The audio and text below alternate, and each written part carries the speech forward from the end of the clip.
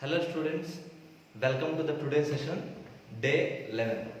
So children, so far we discussed the complete information that is regular as well as NTSC related questions from the first lesson, the advent of Europeans to India. So in this class, we are going to discuss the second lesson in our syllabus, that is the extension of British rule in India. The extension of British rule in India. So the conclusion of the first lesson, how the Europeans are arrived, and finally how they got complete power over Bengal region. So in the second lesson, how they are going to occupy the remaining places in the Indian territory. That is a major concept of the second lesson, the extension of British rule in India.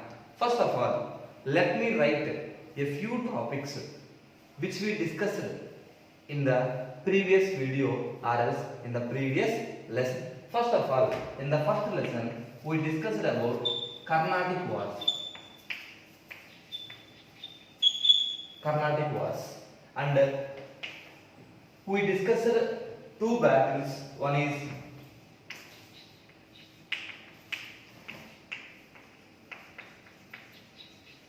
Battle of Plassey as well as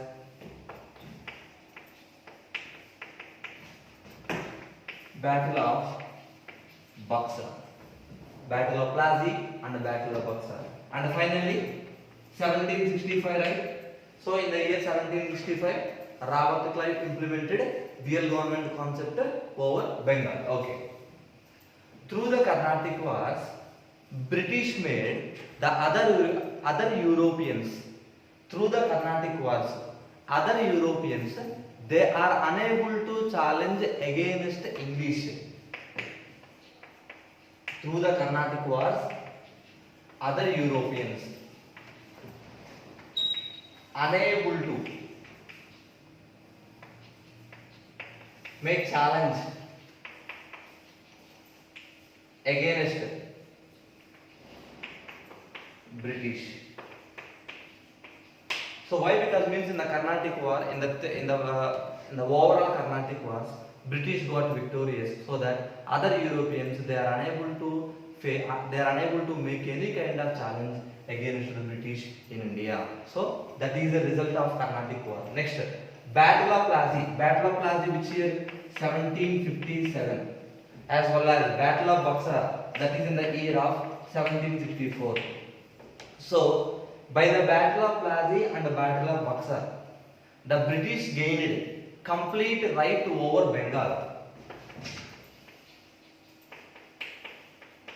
Complete rights over Bengal region. So by getting victory from the Battle of Plassey as well as getting victories from the Battle of Buxar, they gained complete rights over Bengal region. And finally, by the end of 1765, completely most of the eastern parts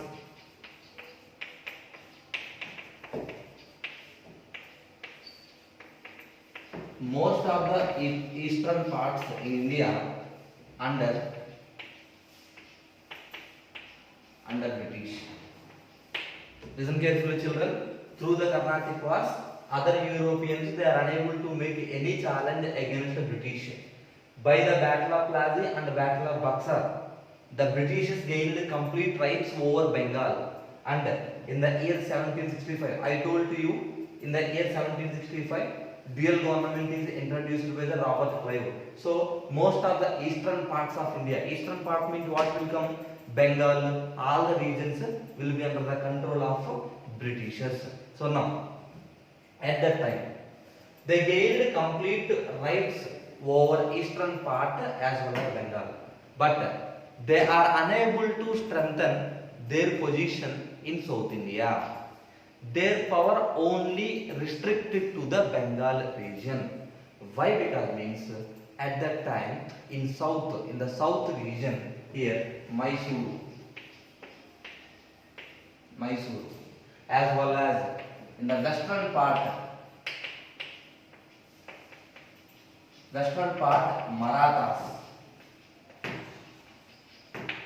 Marathas. So now, at the time of British got complete overrides Bengal, at that time in South India, there are two major obstacles are there for the expansion of Britishers. What that one will be? Mysuru. At that time, Mysuru kingdom ruled by the Hyder Ali and Tipu Sultan. Hyder Ali and Tipu Sultan. In the same manner, western part of India, that is ruled by the Marathas. So here, Marathas and Mysore kingdom means Hyder Ali and Tipu Sultan, they are the major, what we can say, that obstacle for the British to expand their kingdom over, they expand their power over South India. And if you consider northwestern part,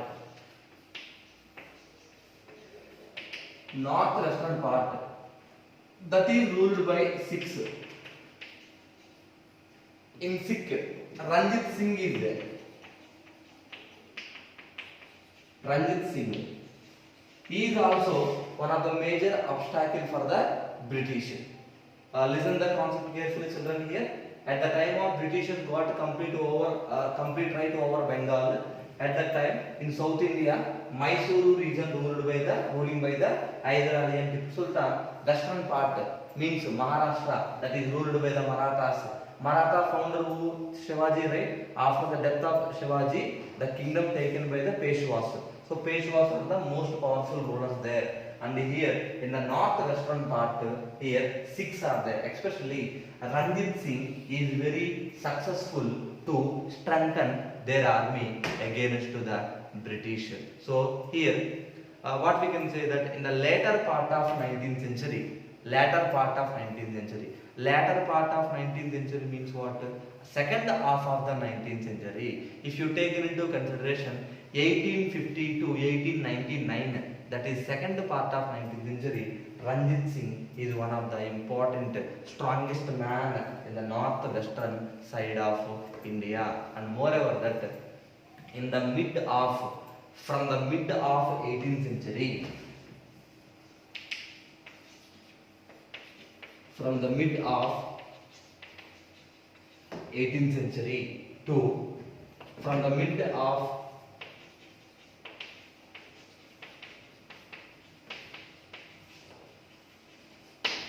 from the mid of 18th century to from the mid of 19th century, the Britishers are done lot of wars against to these kingdoms, but they did not get any right success at that time. And moreover that Britishers are, they try to implement some of the cunning techniques in order to capture these small kingdoms, which are nothing but subsidiary alliance.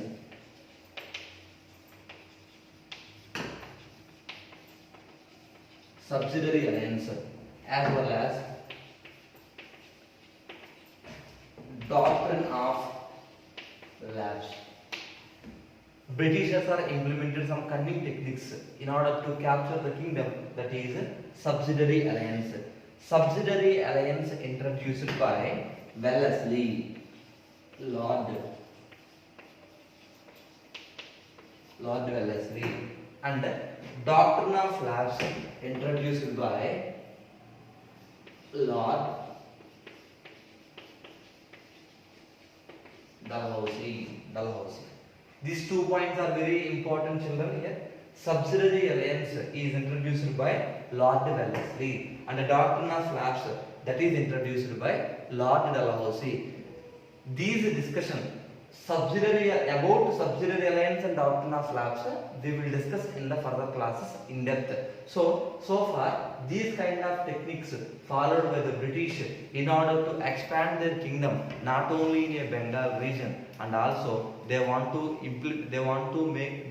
be more strength over in South India also. But here their power only restricted to the Bengal region. Why? Because means at that time some of the powerful kings are there in South India, those are nothing but in Mysuru, Hyder Ali and Tipu Sultan, and the western part of India, Marathas, and the northwestern part of India, that is Sikhs, especially Ranjit Singh. So they try to implement some techniques like subsidiary alliance and doctrine of lapse. Listen here, from the mid of 18th century to from the mid of 19th century, they have done continuous battles with them. They have done continuous battles.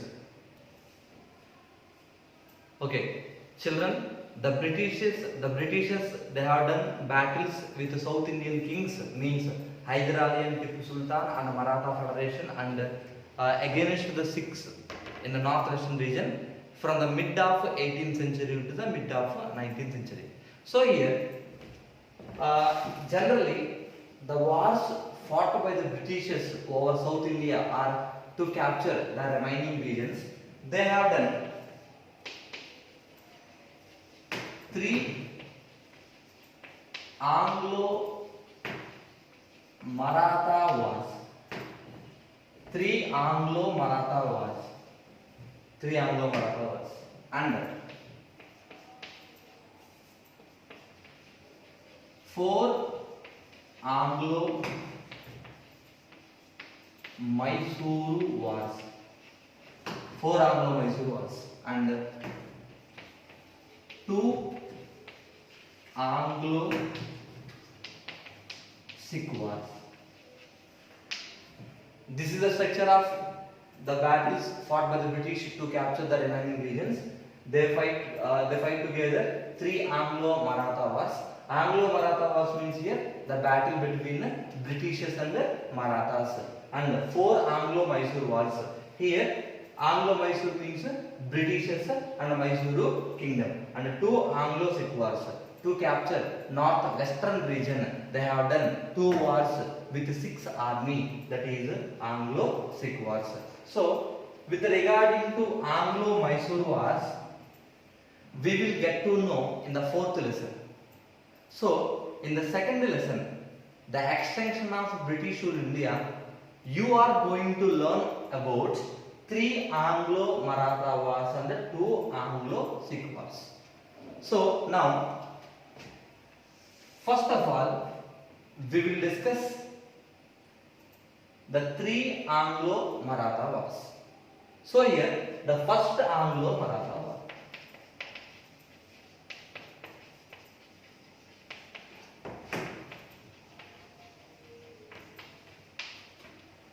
First Anglo-Maratha war, 1775 to 1782. The first Anglo-Maratha war takes place in between 1775 to 1782. In between whom? Marathas and British. Marathas and British. First of all, before going into the war, why the enmity started in between Marathas and British?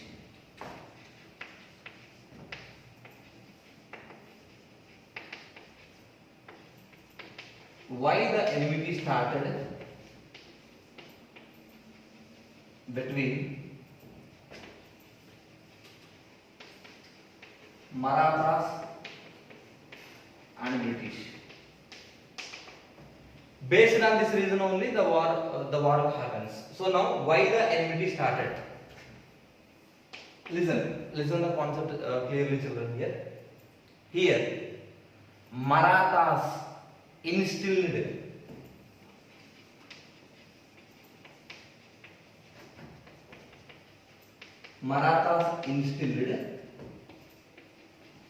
Shah Alam II. Marathas instilled Shah Alam II to the throne of Delhi.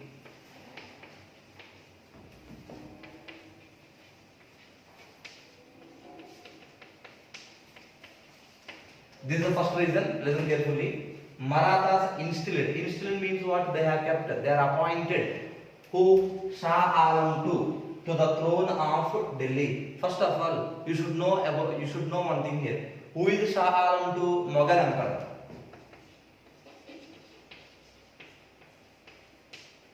Mughal Empire. See, if you just recollect the information in the previous lesson, Battle of Buxar happens, right? 1764 Battle of Buxar. So, Battle of Buxar, in the Battle of Buxar, Shah Alam II also participated along with Mir Qasim and Suja-ud-Dawla. Shah Alam II participated in the Battle of Buxar along with Mir Qasim and Suja-ud-Dawla. After Battle of Buxar, what happened? Shah Alam II is imprisoned by the Britishers. Shah Alam II imprisoned by the Britishers. So here, after that, Marathas brought Shah Alam II from the British, and they are appointed Shah Alam II as a king for the Delhi. Means he has taken a position as a king of Delhi. So now here, Marathas done some favor to the Shah Alam II, right? So what Shah Alam II has done here?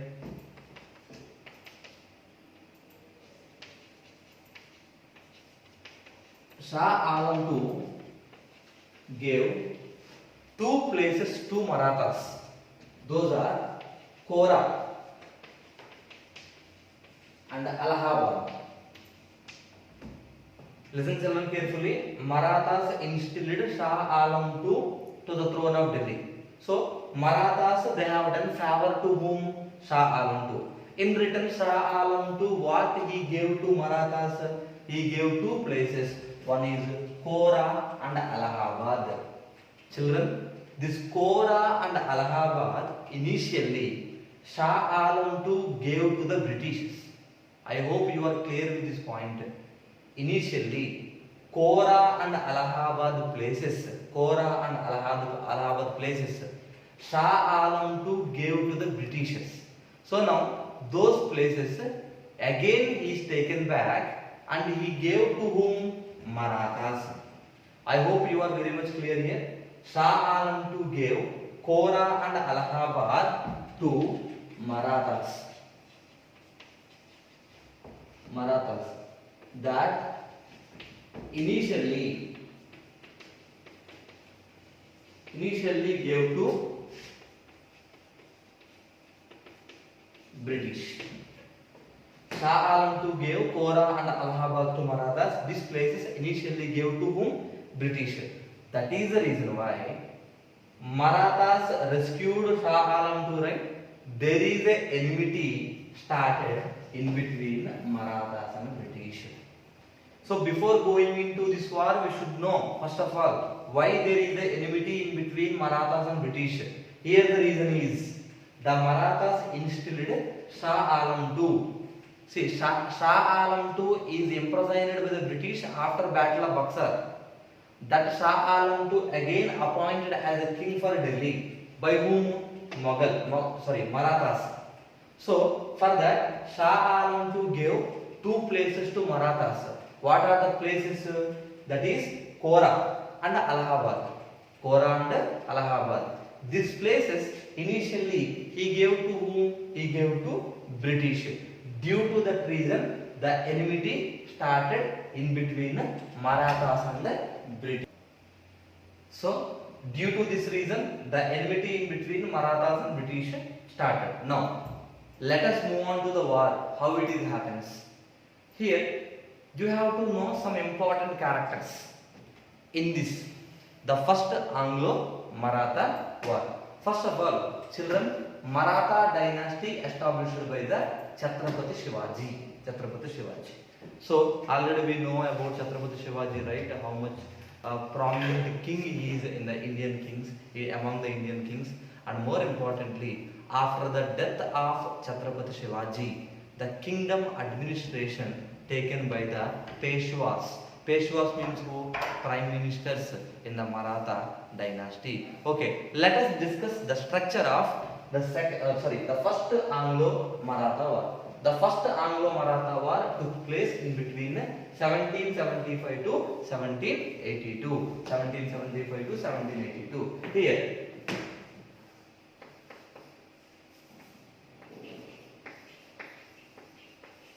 first character Madhavrao.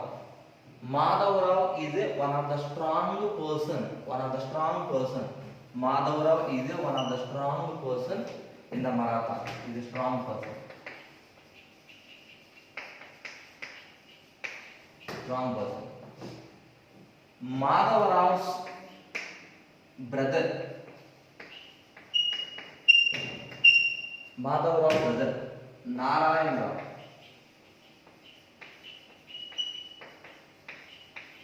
Narayan Rao. So here Narayan Rao son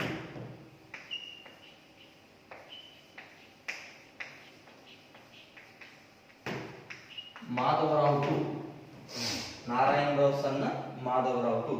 And one more person is there. We can say that Narayan Rao uncle is Raghoba or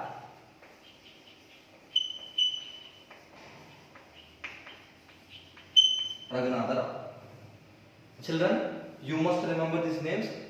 Madhavrao is the strongest person, strongest Peshwa in the Maratha. So Madhavrao brother Narayan Rao, Narayan Rao son Madhavrao II, and here Narayan Rao uncle Raghoba. So now Madhavrao died.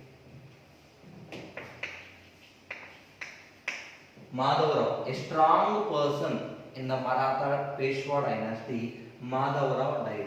After the death of Madhavrao, there is a political setbacks. There are some political disturbances in Maratha kingdom.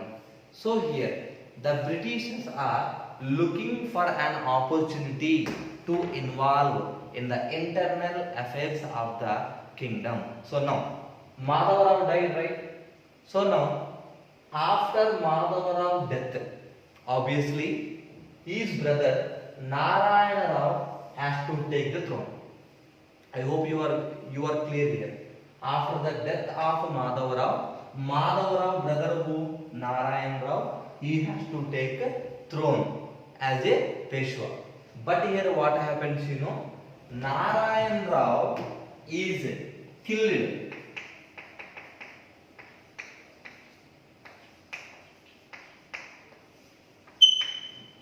Narayan Rao is killed by the uncle Raghoba, Raghunatha Rao. Why? Because means Raghunatha Rao want to take throne after the death of Madhavrao. But who are having chance to get a throne after Madhavrao death? Narayan Rao.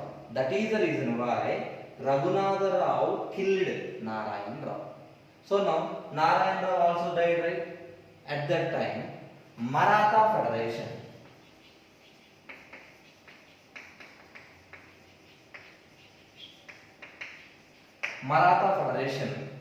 appointed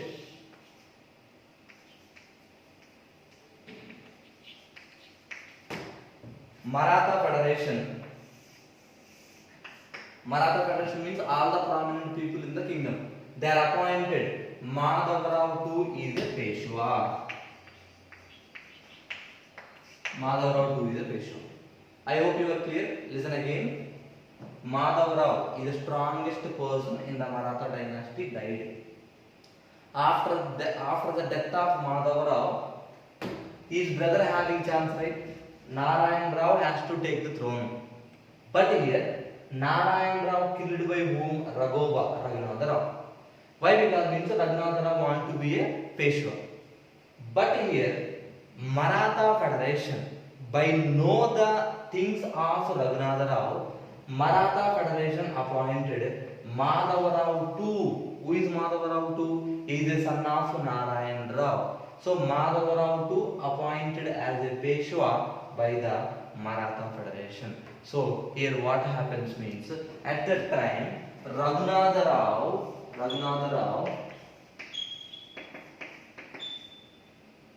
sought help from British. He requested help from British. So at that time, I told to you, Britishers are always looking for an opportunity to involve the internal affairs of the kingdom. At that time, the war fought in between British Britishers. The war fought in between Britishers and Maratha Federation. Britishers and Maratha Federation. That is only known as First Anglo-Maratha War. First Anglo-Maratha War. In this war, initially Marathas are in upper hand. Initially, Marathas upper hand, but gradually what happened means Marathas unable to fight against Britishers, and they lost some places like Allahabad to the Britishers. Marathas, they gave some places along with Allahabad to the Britishers, and finally Marathas unable to fight against the Britishers. That's what the reason why they entered into one agreement. Marathas are entered into one agreement with the British, that is known as Salwai Treaty. This is very important, children. Very important treaty. The first Anglo-Maratha war ended with the Salwai Treaty. The first Anglo-Maratha war ended with which treaty? Salwai Treaty. So, as per this treaty, Madhavarao II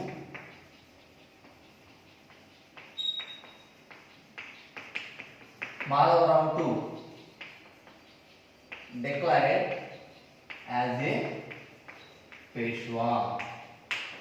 Madhavarao II declared as, see, even though Britishers are supported, even though Raghunatha Rao taken support from British, but Britishers are not appointed Raghunatha Rao as a Peshwa. As per the treaty in between Maratha Federation and Britishers appointed, means Maratha Federation and Britishers are appointed. Madhavarao II is a Peshwa of the Maratha Federation. So in this manner, first Anglo-Maratha war ended. Remember carefully, the first Anglo-Maratha war ended with the Treaty of Salwai Treaty. So here the characters you must listen, you must remember, children. Madhavarao is the strongest person. Madhavarao brother Narayan Rao. Narayan Rao son Madhavarao II. So Narayan Rao uncle is Raghunatha Rao. So Raghunatha Rao killed the Narayan Rao in order to take the throne. But Maratha Federation appointed Madhavarao II is a Peshwa.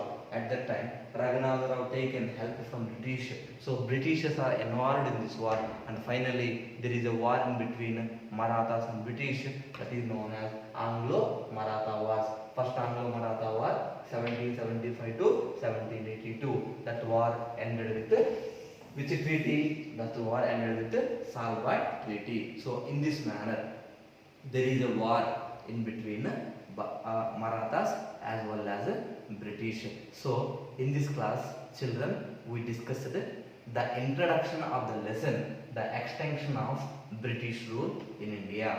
So in this lesson, the Britishers majorly focused on South India, means Mysuru, Marathas as well as northwestern region of India. Northwestern region of India means what?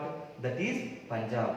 After we discussed why their enemy, after I told to you, there are some wars which are nothing but 3 Anglo-Maratha wars, 2 Anglo-Sikh wars, 4 Anglo-Mysore wars. Anglo-Mysore wars we will learn, you are going to learn in 4th lesson. Okay, so today we started discussion about the Anglo-Maratha wars. As a part of that, we discussed today the first Anglo-Maratha war. So in that, why the enmity started between Marathas and British, and finally how the war happens, and finally how the war ended in between, how the war ended, what treaty the war ended, and all we discussed today class. So children, this is the end of today's class, that is session 11. In this class we started the lesson number 2 in our portion. So we will meet again in the next class with the further information in this lesson. Thank you. Have a nice day.